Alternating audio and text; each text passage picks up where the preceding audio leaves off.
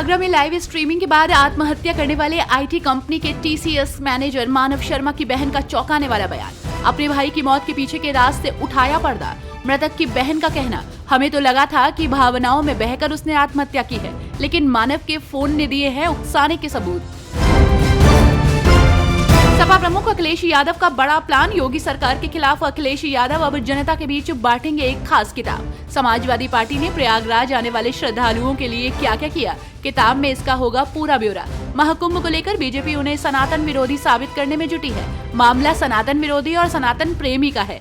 BJP ने Samajwadi party के PDA वाले फॉर्मूले को तोड़ने के लिए ये रणनीति बनाई है। कोशिश हिंदू वोटरों को एकजुट करने की है।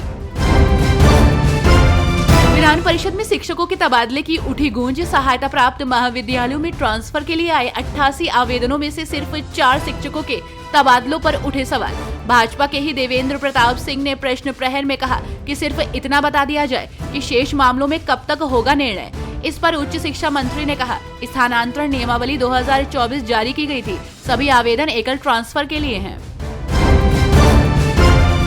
यूपी में तबादलों का सिलसिला जारी। बदल दिए गए कई सीएमओ। स्वास्थ्य विभाग में फिर चलाई तबादला एक्सप्रेस। 11 चिकित्सा अफसरों को नई जिम्मेदारी।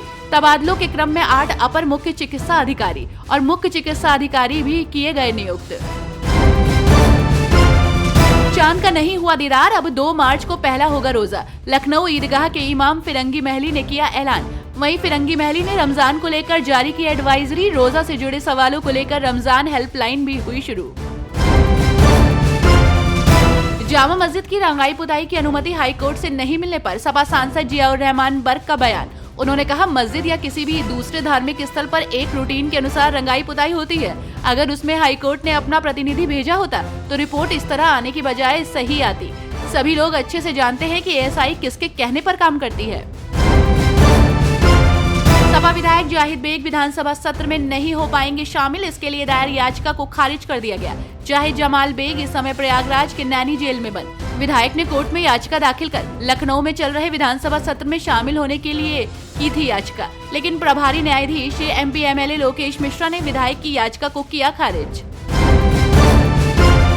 राहुल गांधी के महाकुंभ में शामिल न होने पर भाजपा मंत्री दिनेश प्रताप सिंह ने उठाए सवाल। कहा, राहुल गांधी को हम कैसे माने हिंदू, हम कैसे माने कि वो त्रिवेणी में आस्था की डुबकी लगाने आएंगे।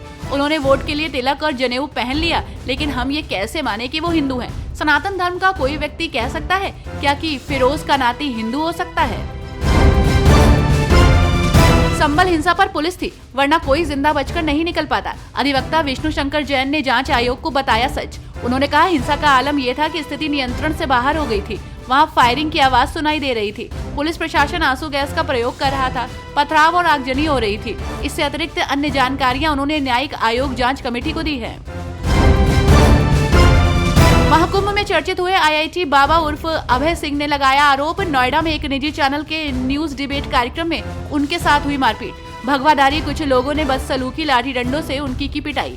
थाने के बाहर धरने पर बैठे आईआईटी बाबा पुलिस के समझाने पर किया मामला शांत।